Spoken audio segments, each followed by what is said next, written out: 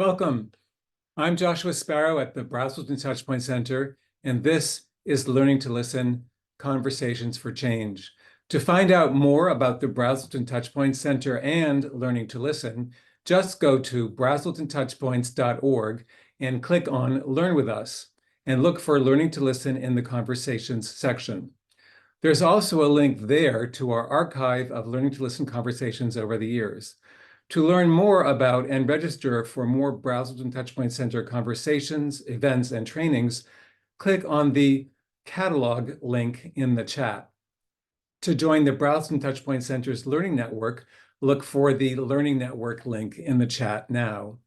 And if you are able and would like to help us continue to making programming like Learning to Listen free and available to all, please look for the donate link in the chat or the donate page at brazeltontouchpoints.org/donate. Any amount, whatever you can do that would feel good for you, is a huge help.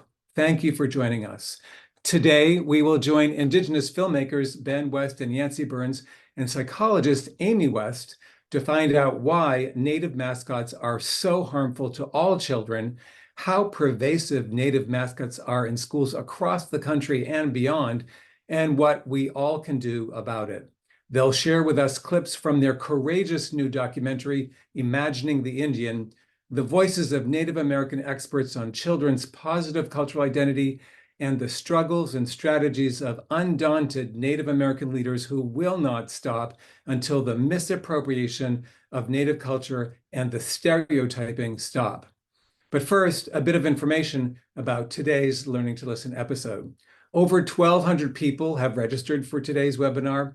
It's great to see you all in the chat, so do tell us who you are, where you're from, and what you do there. Today, our superb interpreter, Maria Jose Gutierrez, joining us from Bogota, Colombia, will be simultaneously translating our webinar into Spanish. Thank you, Maria Jose. To access the translation, click on the interpretation icon in your Zoom controls, then select Spanish.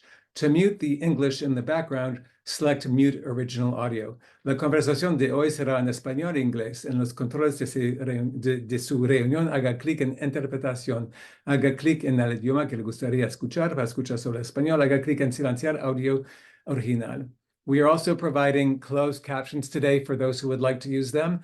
To turn captioning on, please click on the closed caption icon in your Zoom controls and select Show Subtitle. You can adjust the size of the subtitles.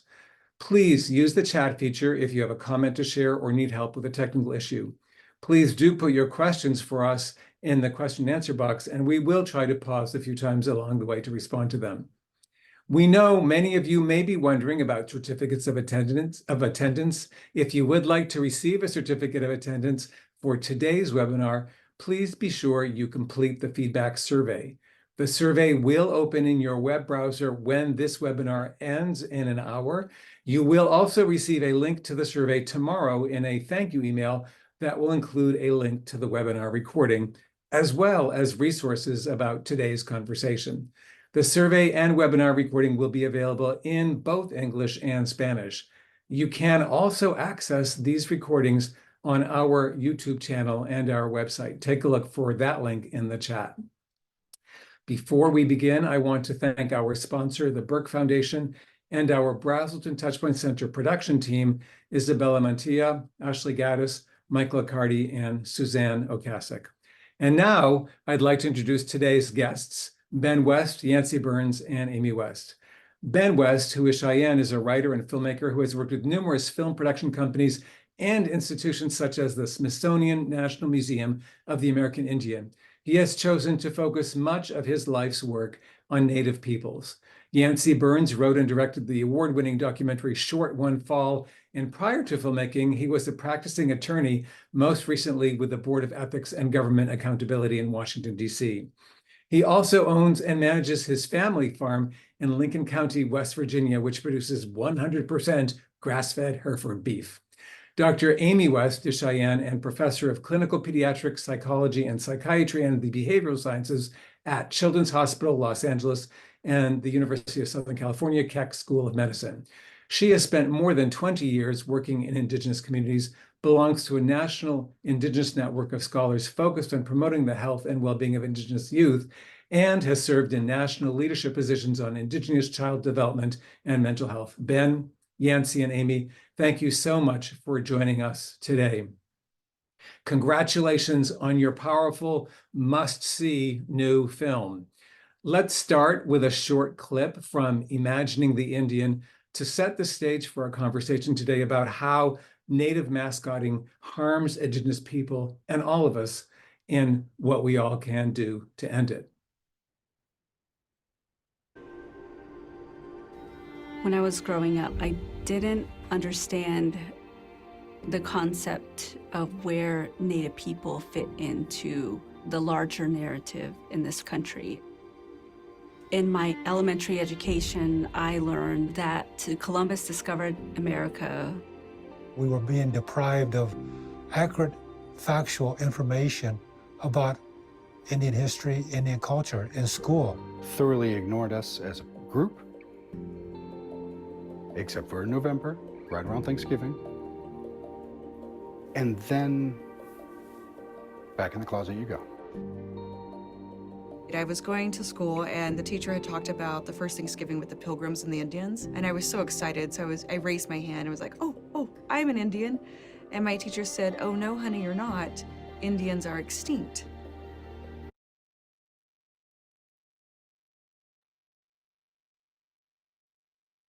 So tell us about you, Ben, Yancey, and Amy, and maybe let's start with you, Ben. Tell us about how your story led you to make this film. Absolutely. First and foremost, I want to say, Niaish, Josh, and your whole team, that's thank you in Cheyenne. And the same to everybody who's taken the time to join us today. It is our honor and privilege to share some time with all of you. So I'll try and be brief, but you know, about 5 years ago, this opportunity was presented to me to become involved in the film. Kevin Blackistone actually kind of conceptualized this film. It is his brainchild, and I, of course, you know, it was a no-brainer for me. And you know, Amy and I had we're lucky enough to have grown up around folks like Suzanne Harjo and our father Rick West and Kevin Gober and Marshall McKay. And so, you know, I not only was I thrilled at the opportunity, but I felt a sort of responsibility to tell this, to help tell this story in the right way. And you know, I sat down with my father and the late Marshall McKay, who we lost far too soon to COVID. Unfortunately, the film is dedicated to him for a very good reason, and said, you know, that this opportunity has presented itself. I would really like to do it. Can you help guide me? Can you help guide us as the filmmaking team? And that's true of Suzanne Harjo too. There's a reason that they are credited consultants, because we lean very heavily on our elders to guide us in telling this story. And as you know, Amy and my father says in the film, it is essential that Native people, not just Native people, members of any community, be allowed to tell their own stories. And you know, with Native folks, we have not been allowed to do that for centuries. And we're now seeing an era where the reservation dogs of the world get to be produced and seen en masse, which is really exciting. And so we're really proud that this was a joint effort of all sorts of people from all sorts of different backgrounds. But it really did, its genesis was in Indian country. This movie came out of Indian country, and that's something that we're very proud of. Thank you, Ben. And you mentioned Suzanne Harjo, Marshall McKay, and Rick West. So when everybody gets a chance to see the whole film, they get to learn about these wonderful people. I'll just say, and you correct me if I'm wrong, Suzanne Harjo was the brilliant, powerful leader, one of the brilliant, powerful leaders behind this struggle to end Native mascoting. Marshall McKay, I believe, was the founder of the Smithsonian Native American Museum and then the Gene Autry Museum, if I got that right, which was transformed to be the Native American Museum in out west. That's actually our father, Rick West. That's Rick West. Marshall, you are correct. Marshall was on the board of the Autry Museum. He was chairman of the board of the Autry Museum. And your father, Rick West, transformed the Gene Autry Museum to be all about Native American peoples. Is that right?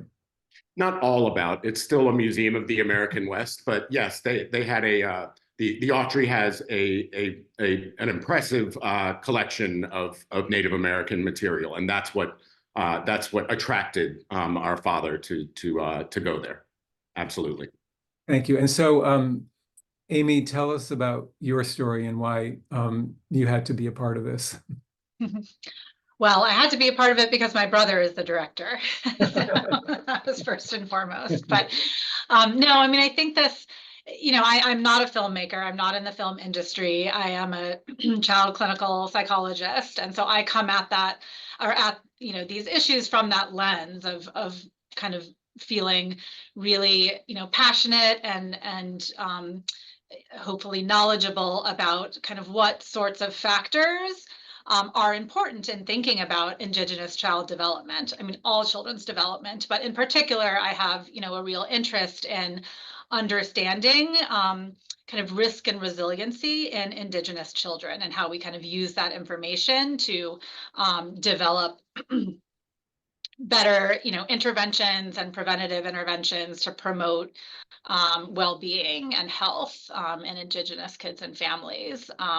And, what I saw as a child psychologist, and also what I experienced as somebody who is part Indigenous and kind of had to grow up, as many of us do, in these dual roles and kind of living in these two worlds and managing all of the beauty, but also kind of angst and conflict and hardship that comes from that, as I saw and I experienced the ways in which messages, that are out there in society, in media, but in also, in education and academia and lots of other, domains and venues, is actually, serving to set our Indigenous children up to experience a lot of very early adversity in terms of their own cognitive and emotional development. And this is a big area. I think these kinds of images and the way that Native peoples have been represented in film and in media, since the beginning of film and media is highly problematic and is actually incredibly damaging, to kids' development, which I'll speak to later. But that, that was kind of my entree, into this film, was hopefully being able to share and represent that perspective of why this is so important for Indigenous kids and for all kids in terms of truly understanding the impact of these images and these messages, which a lot of people trivialize and minimize, but we should do neither. And when everybody has a chance to see the entire film, and you'll tell us in the chat how we can do that, where it will be streaming, you'll see this incredibly disturbing collection of clips from films and cartoons that Amy is referring to. So what about you, Yancey? What is your story that led you here? So I came to the film kind of a different way, and what first interested me about the subject matter was obviously I've been living in Washington and have been a Washingtonian for the better part of 20 years. And Ben grew up in DC, Kevin grew up in DC, Aviva's been in DC forever. So for us, it was the Washington football team that united us all, and we all understood that there was an issue with the Washington football team. And we often talk about how, as documentary filmmakers, we're not necessarily experts on the subject matter that we're covering, but we have the privilege and the honor of getting to talk to folks who are experts in the subject matter. And so, as we started talking to folks about this film, we really got a better understanding of what the issues were. And so what Amy says, she's going to talk about those public health issues, those child psych issues that really are at the heart of where this issue is.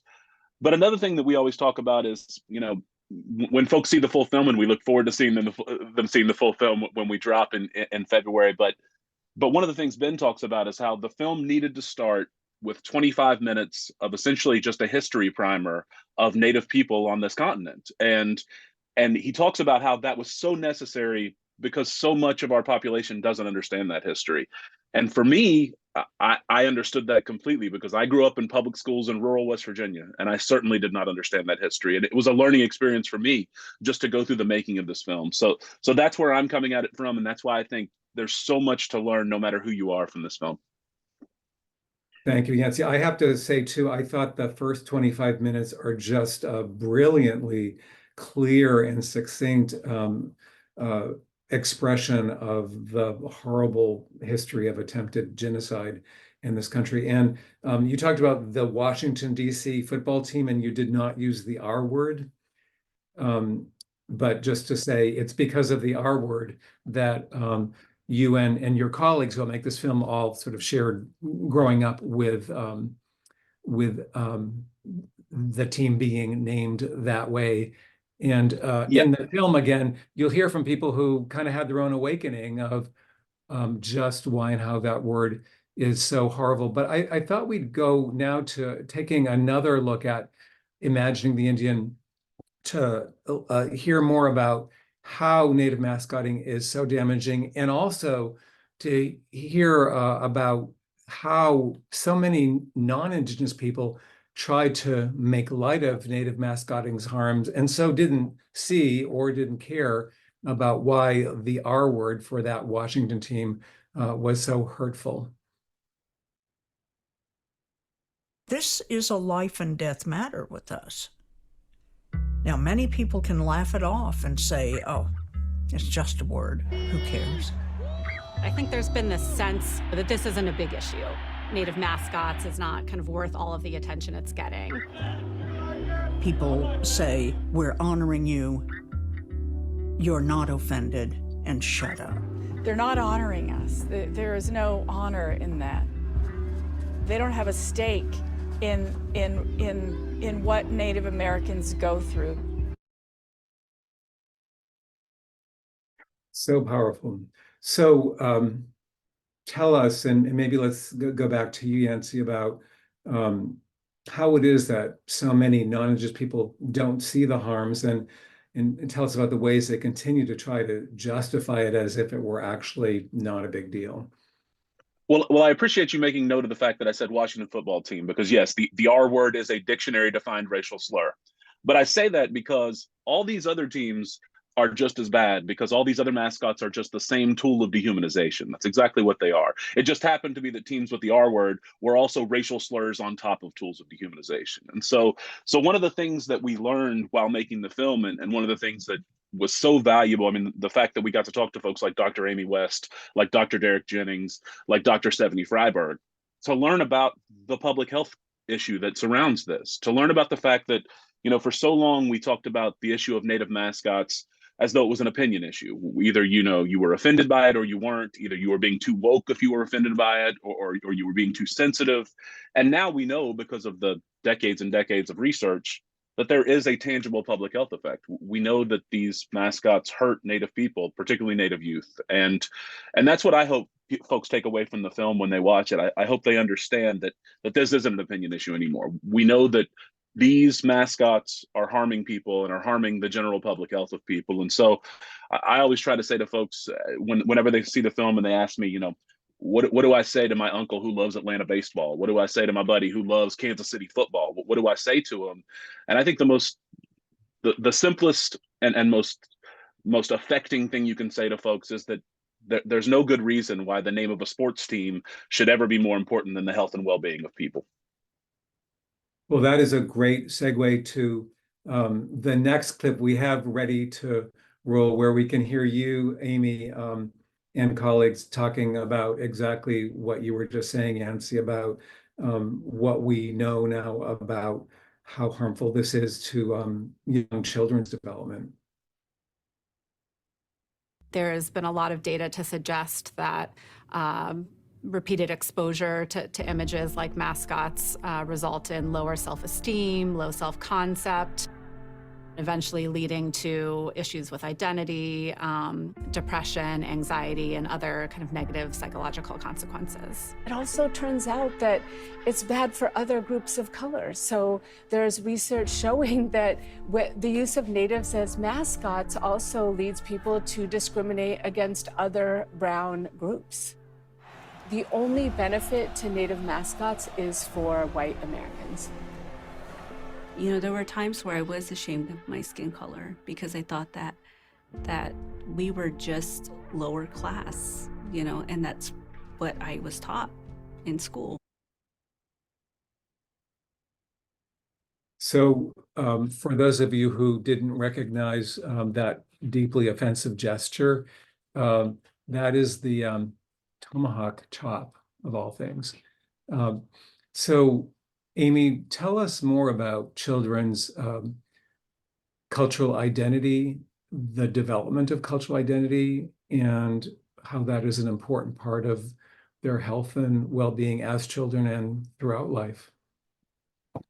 Yeah, so thankfully, we have decades now of research, you know, that give us a really strong foundation of knowledge from which to understand the importance and the impact of a strong and a healthy cultural identity for Native kids.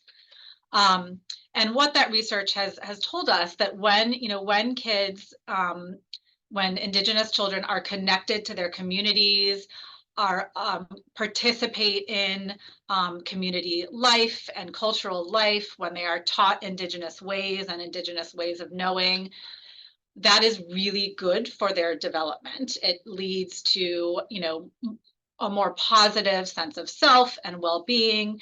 It is also protective against many of the adverse experiences that are inflicted upon, you know, Native kids in our society: racism, you know, institutional and structural violence, trauma, poverty, you know, many of the kind of longer term effects of the history of kind of trauma and oppression and genocide, you know, that has been inflicted upon Native people. And those traumas, you know, persist. And we know that now. They persist over time. Indigenous children now, though they aren't living, you know, in the days of Columbus's arrival, are still, you know, living under the effects of that colonization, of the genocide and colonization and forced assimilation and all of the kind of historical traumas.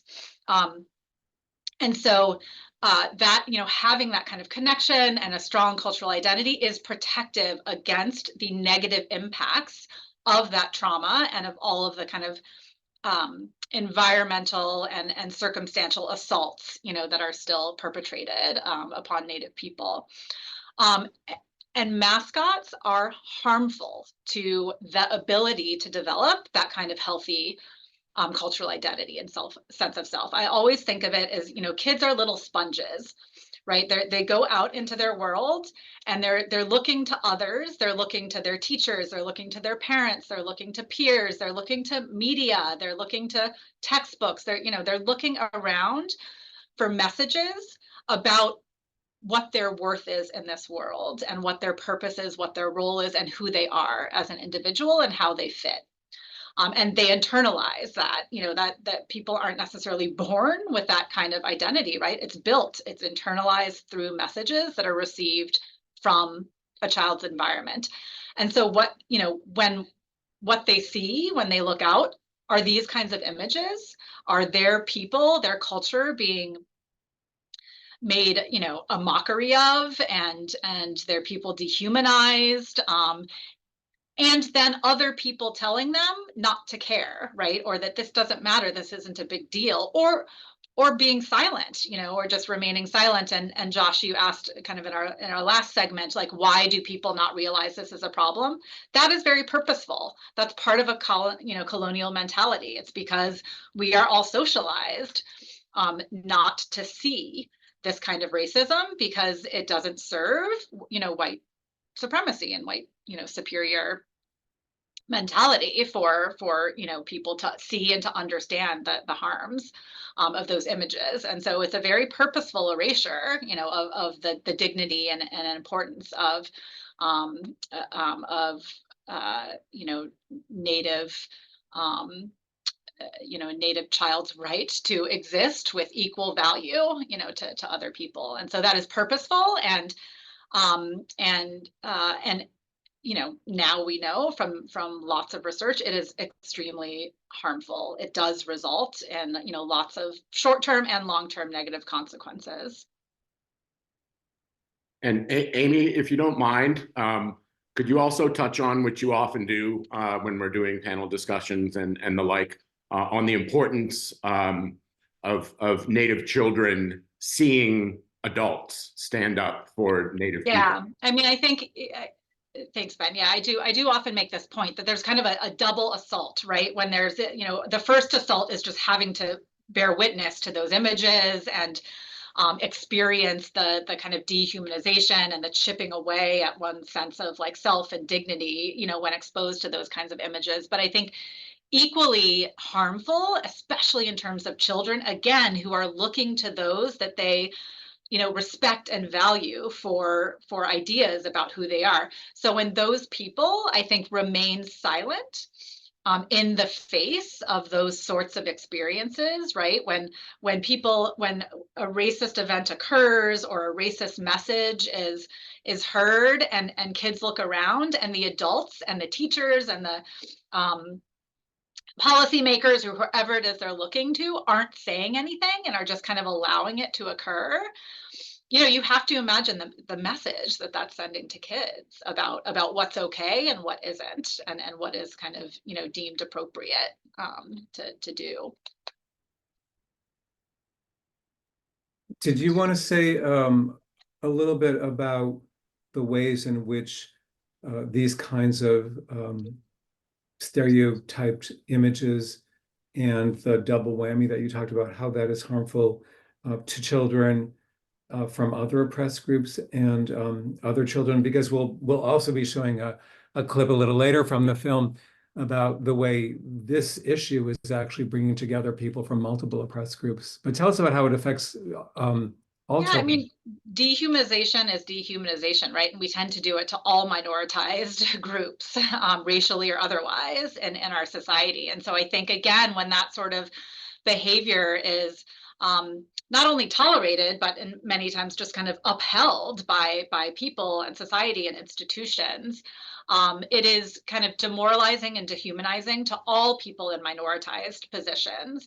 And also, I think historically has often kind of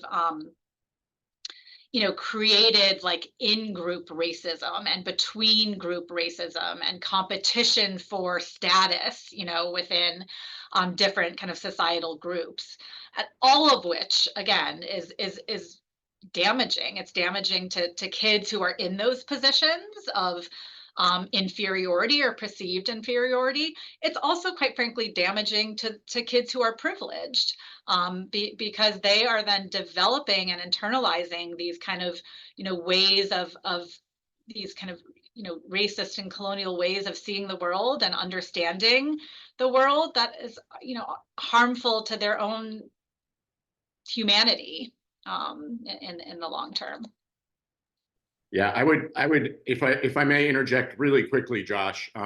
Suzanne Harjo puts it perfectly in the film when she says 500 years of colonization has done a real job on everyone, and that applies across the board: Native people, enslaved people, white folks, all of it. It's had an impact on each and every one of us, and now it's about how we find ways to heal cross-cultural healing, where we're all working together to do that. Thank you, Ben. No hurry. That was one of my favorite moments in the film. She's really wonderful and super inspiring, and that was one of the many wonderful moments in the film. There are a couple of comments in the chat that I'd like to share with you all, since I promised I would relieve you of that job of also following the chat. So here's one. I'll read both of them, and you can respond to, as you like. Hearing these statements about Native American worth and these negative, harmful messages from Native American mascots is healing. Yeah, there is something very affirming about this film. I saw it for the first time at the Native Children's Research Exchange, and you could just feel in the room that there was this kind of, sense of validation. And I think part of what you're talking about, Amy, is it's really crazy making for children who see these images to know this is horrible, this is ugly, this is wrong. And people are saying we should just, get over ourselves. So I imagine the whole documentary will be similarly healing and helpful to everyone now in future generations.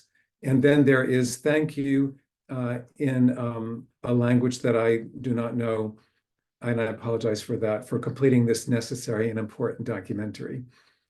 And then the next one is, I work with the birth to 3 population, so I am not as in tune with what is being taught in current history classes, but has there been a movement to change the narrative and starting the history of our land before colonization, and how that period of colonization is taught? And I'll just jump in to say, we've got a couple of states that are trying to totally wipe out the history of this country. But I'm also hearing that some of our states are looking like different countries at this point.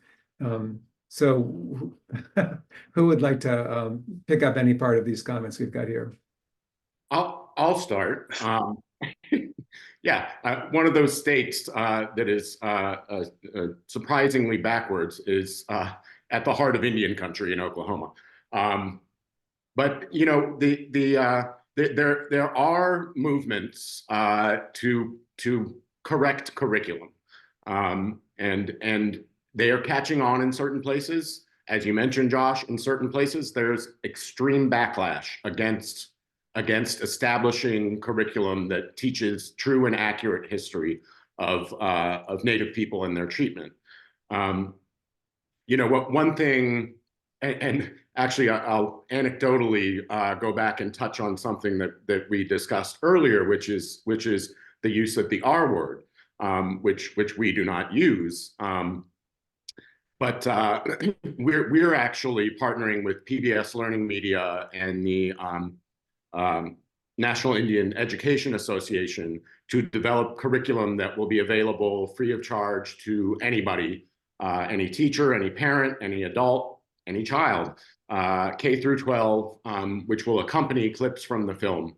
And we're working on that now, and that'll come out in 2024.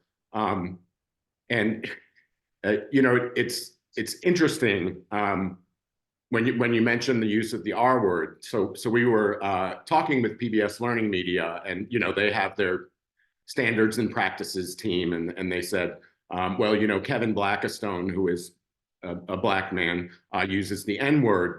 We're going to have to bleep that, and I said, I completely understand that, and that's the right thing to do. We draw a direct correlation in the film between the N word and the R word, both dictionary defined slurs. So if we're going to bleep the N word, I think we're going to have to bleep the R word in the film as well. And so the point here being that if we're comparing the two, which are both dictionary defined slurs, I'm not sure it dawned on anybody, and it's not through any fault of their own, because we've all been normalized to this type of thing. But I'm not sure anybody at PBS had really considered the fact that, oh, well, if we're going to bleep that, then, Kevin Blackistone himself, as a Black man, equates the two words. And so I think it was kind of a moment of revelation for a number of folks that, oh yeah, that's the right thing to do here. So I think it's moments like that I think help us get towards correcting everything we're talking about here. And I hope moments like that will cause people who maybe haven't considered it to consider, well, yeah, maybe we should be challenging our our teachers and educators to let folks know from a young age what actually happened here. Yeah, and I'll just add, because I think it was an experience I had. I moved to California about 7 years ago, and now have kids in public school in the Los Angeles school district. And up until I think less than 10 years ago, and California, I think of as this like model state in many ways for progressive values, and there's anti-racist curriculum in all the schools now. But until less than 10 years ago, all California middle school students had to do this mission project, where essentially they built these missions, and it glorified the mission movement in California, which, by the way, was destructive for Native populations here. I mean, the mission movement enslaved Native people, and many of those missions were built on the backs of enslaved Indigenous peoples in California, and that is very recent that was being taught in the public school system in a very progressive state in the U.S. So it's not anymore, and there is movement, but it's a lot slower than I think many of us would like. And there's still just so much, frankly, kind of ignorance and unintentional ignorance. I think well-meaning, teachers and educators who they weren't taught the accurate history of what happened to Native people in this country. So there's just so much re-educating and retraining that needs to happen. And frankly, I think it's going to need to be transformative in a way that I think is really difficult for people to stomach. The kind of transformational change and radical change that I think needs to occur in the way that our educational system interacts with Native history is going to be hard for people. Yeah, and if I might interject with just another example. So two of our friends and interviewees who are both in the film grew up in Oklahoma, Dr. Angela Walden and Dr. Derek Jennings. And they both, as children, were part of a celebration of the Oklahoma Land Run, that's where the terms boomer and sooner come from. And it has everything to do with white settlers taking Native people's land in Oklahoma, and they reenacted this, and it was a celebration in which these kids were asked to take part. And Angela, talks about in the film having this moment of realization where she's like, as a Cherokee kid, what are we doing here? I'm sorry. And it's literally asking kids, Native and non-Native, to celebrate something that was detrimental, the stealing of our land, literally. And Derek tells a heartbreaking story where he, as a child, elementary school kid, they had this celebration of the land run, and his teachers were like, "Oh, well, wait, you're Quapaw, Sac and Fox. You don't fit in here. So go stand under this tree, and then you'll join the rest of your schoolmates for pizza afterwards." So Derek goes and waits under this tree while they put on this dog and pony show, and they literally forget about him. Which, I mean, you can read into that so much. But that's an example of, like, we've got to get at the root of this kind of thing and stop celebrating things that are at their core hurtful and harmful representations of the history. Okay, I'll drop in with just one more Oklahoma anecdote, and then I promise we'll be done with Oklahoma anecdotes. But we were in Tulsa screening the film in partnership with the Gill Creeks Museum, and we had a gentleman stand up after the film during the Q&A portion and introduced himself as a public school teacher in Tulsa's public school system. Tulsa still has 2 schools that use Native American mascots. And he went on to say that, how affecting the film was, how much he learned from it, how much he would love to take the film to his classroom the next day and show it. but he knows that immediately after showing the film, he would be fired immediately for pushing critical race theory. And so that moment when he speaks to this, it speaks to obviously the problem going on across the country, but spoke to why we were so intent that the film couldn't just be the film itself. The film also had to be educational curriculum, and it's something that we were developing as we went along with the filmmaking process, and we wanted it to be on a platform such as PBS Learning Media because we wanted it to be available in schools, obviously, but also to folks in schools where it wouldn't be allowed to be taught. And so it is going to be available free of charge to anyone. We'll drop the link to the landing page. It'll go live in 2024. We're working with Native educators and curriculum builders, Dr. Derek Jennings and Dr. Odia Wood-Krieger, and it's going to be really great. And we encourage you to please follow along and please encourage folks to use the curriculum because we really think it can have a really great impact. There are a number of really important questions in the Q&A box, and I think the film itself will address some of them, and the film itself will be a very useful tool to address some of the others, as you've just said, Yancey. And I thought if we could move on to another area that the film talks about, which is really about coalition building. That will also, I think, address some of the questions regarding how to make change happen. So there are two different bits of the film that we've chosen to share. There's a lot more on this, but one of them is so powerful, and it's where you show how oppressed groups have come together to find common ground and support each other in this struggle and in other struggles against systemic racism. So let's take a look at one of those moments in Imagining the Indian. When Indians stood with the African Americans against the Sambo restaurant symbol, we didn't ask for a PhD dissertation on why it was offensive. You know it when you see it. Chief Wahoo was always a problem for me. I hated that more than some of the black racial stereotypes. You think this one's okay? Not really, no. Then why is this one okay? There's nothing wrong with that one. Why? Why? Because it's a symbol for a team. It is so offensive to us. If I walked around like a white man looking like that, I'm sure I'd offend some white people. It's not racist. It's just they should feel represented about who we are.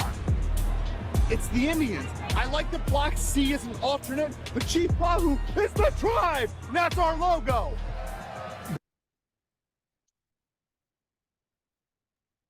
Yeah, one of the comments talked about how the film is healing. It's also really hard.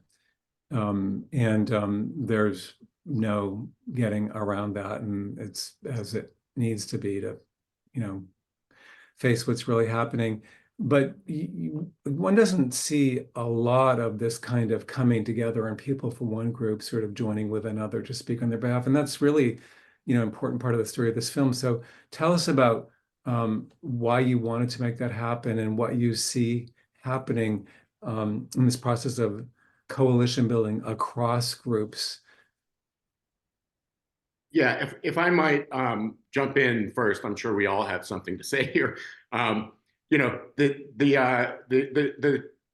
I'll call him a gentleman, although he certainly does not come across as one. The dude who we saw at the end of that clip, that's something that Yancey and I and the rest of our team sat with and watched that example and many others day in and day out as we were editing the film. And you have a visceral reaction to that, even seeing it on screen.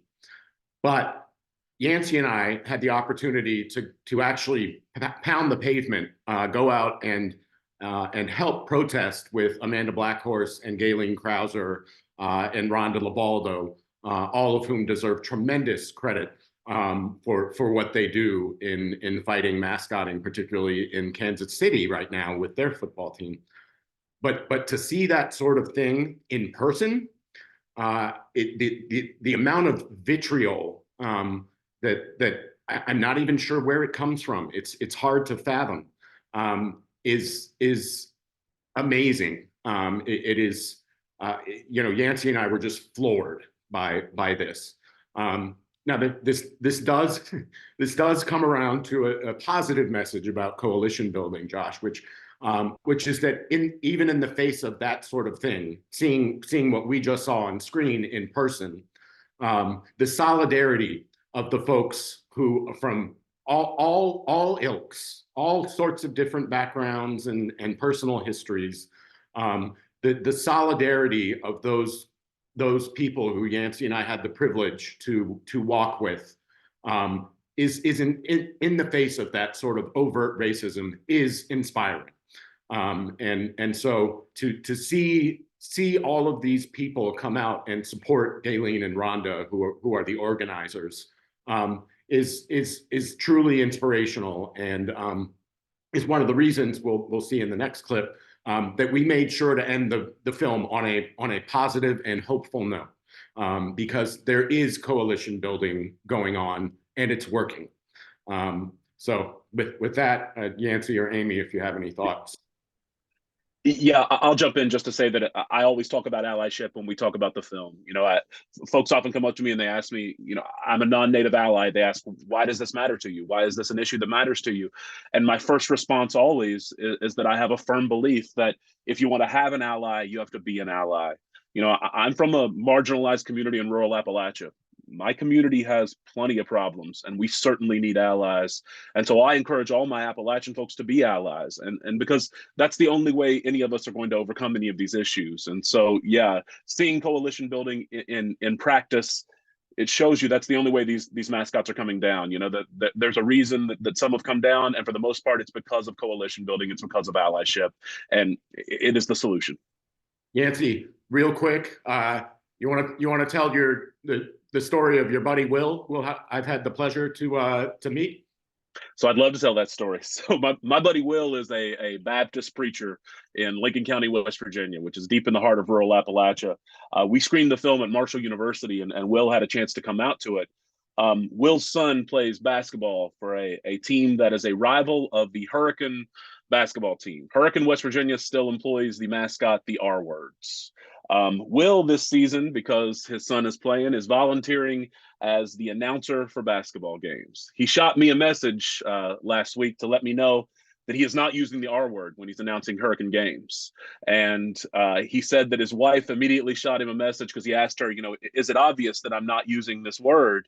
And she says, it's brutally obvious, as it should be. It's a racial slur. You shouldn't be using that word in public. And to see it affect someone who had no really understanding of the issue before he watched the film, and who now is a champion for the right side of the issue because he watched the film, is exactly everything we want as filmmakers. So yeah.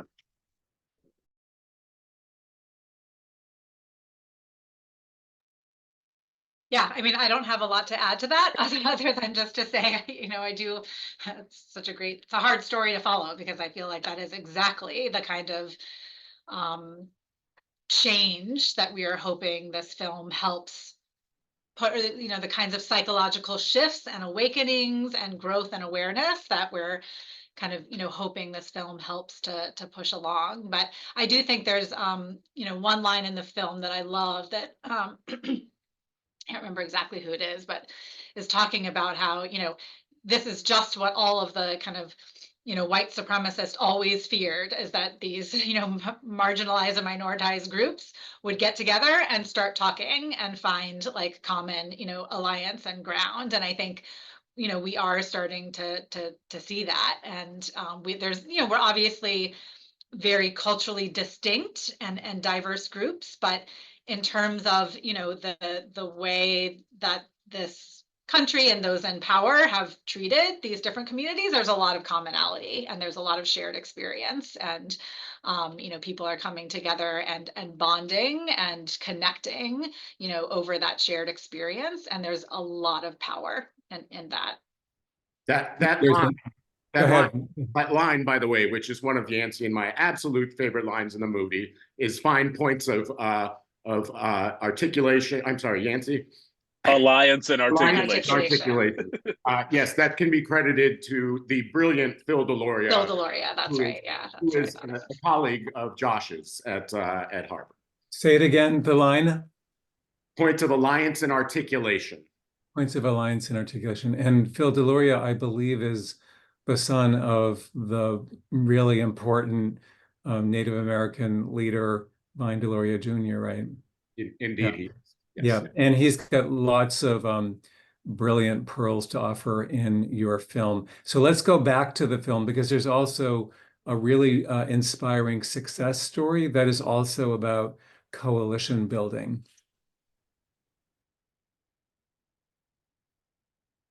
Currently, there's about, I think it's 1897 teams across school districts that still need to make the change.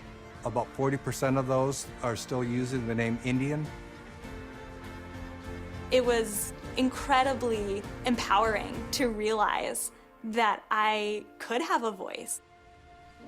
Our student council advisor set up a meeting with the superintendent, who then invited the school board president to meet with us. I remember being so nervous. They, stopped us early on in our long speech about why it was so important and said, "We agree with you.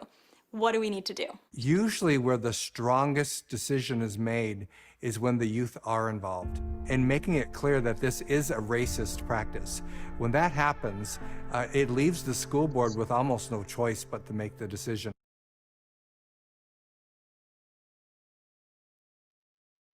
So tell us more about how that particular coalition happened, because there are comments and questions where people are wanting to make this happen where they live. So tell us more about the folks who came together to make that a great success story.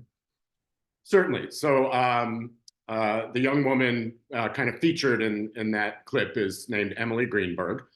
She is from Cooperstown, New York.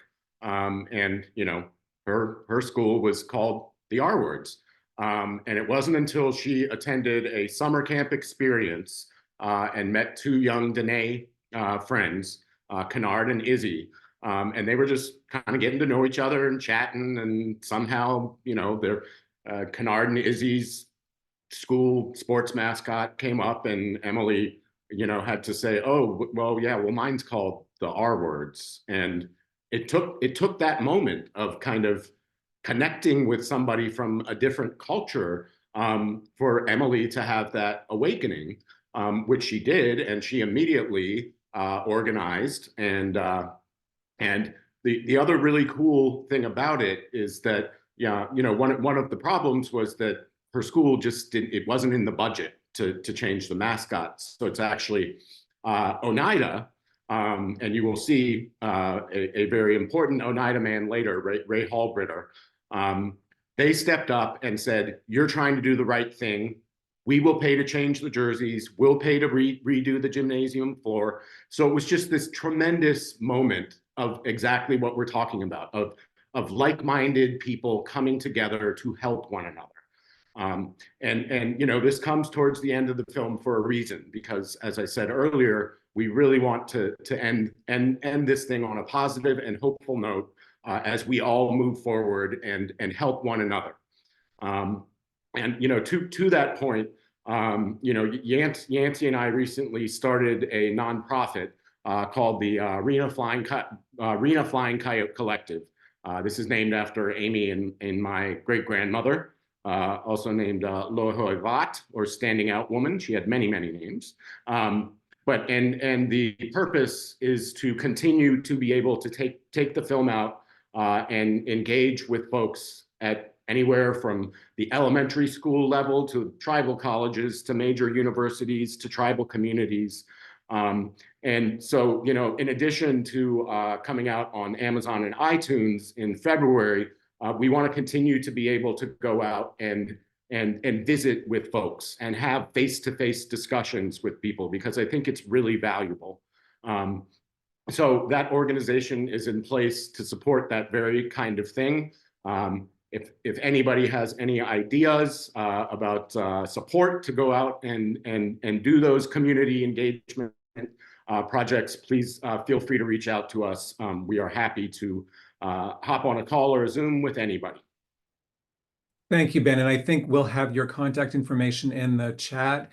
And we also now have information about how folks can view the whole film when it drops in February, as well as where they can learn more on your social media platforms. So as we wrap up here, we'd like to show one final clip from the film that is very powerful. And you can really see and hear this all the way through the film, as well as all the way through the history, which is the relentless determination that there will be no stopping of this struggle, no matter what it takes and no matter how long it takes. So we'll take a look at this last clip and then come back to you all for your final words of wisdom for all of us. Somebody once asked the question, when are we not going to have to fight so much for our rights? When are we going to be able to just, enjoy living? And my answer to them was never. You will never come a time when you do not have to struggle for who you are, for your rights as a people, for your rights as a nation. You will always have to stand up for yourself. See us. We are here. We never left. This is our country. This is our land. These are our people, and it's our future. We're going to own it.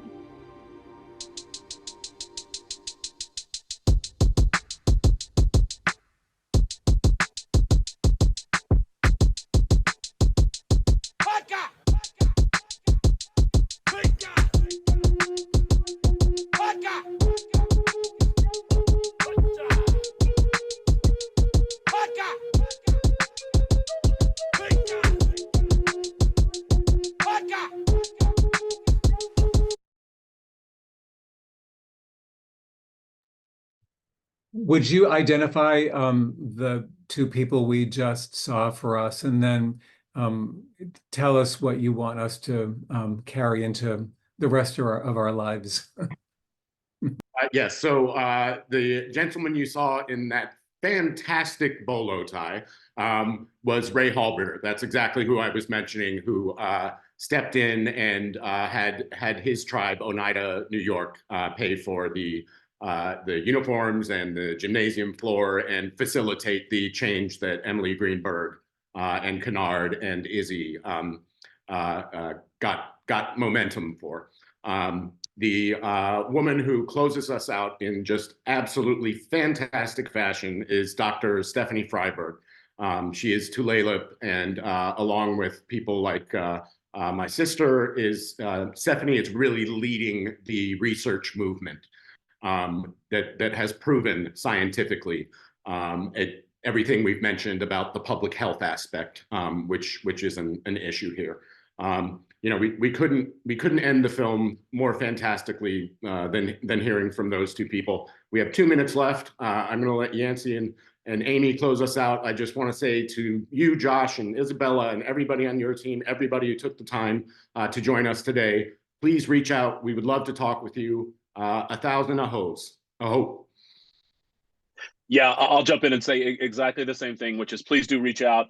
Ben and I's email addresses are in the chat. Please feel free to contact us directly. We always say it, teamwork makes the dream work. Y'all are part of the team now. We need y'all to reach out with ideas of places we should screen the film, ideas of ways we could make the film have a bigger impact, and just general ideas. Feel free. We'd love to hear from you, so please do reach out. And I'll just add quickly that, I encourage just everybody here to look around them at the kind of smaller contexts in which you work and live, and your, kids, if you have them go to school, and just do what you can in your environment, right? That's how activism starts. And how movements, get generated is when people kind of gain knowledge and understanding and look to see what they can do. Like, even if it's just in your kid's school or in your town, or but just look around you and start to make little changes where you can. And I'm always happy for people to reach out to me as well if you have any questions about the mental health or child development aspects of these issues. You can find me on the USC website. Thank you so much, Ben, Yancey, and Amy. Thank you for joining us today. And again, congratulations on your incredibly powerful and important film, Imagining the Indian. And I hope all of you who have joined us today will come back again in spring of 2024 for more Learning to Listen. To learn more about and register for these conversations, you can click on the link in the chat or go to the browsfromtouchpoints.org website. And to learn more about our learning network, again, take a look at the link in the chat or go to the browsfromtouchpoints.org website and search for the Learning Network. And if you are able and would like to help us continue to making programming like Learning to Listen free and available to all, please look for the donate link in the chat or the donate page at browsfromtouchpoints.org.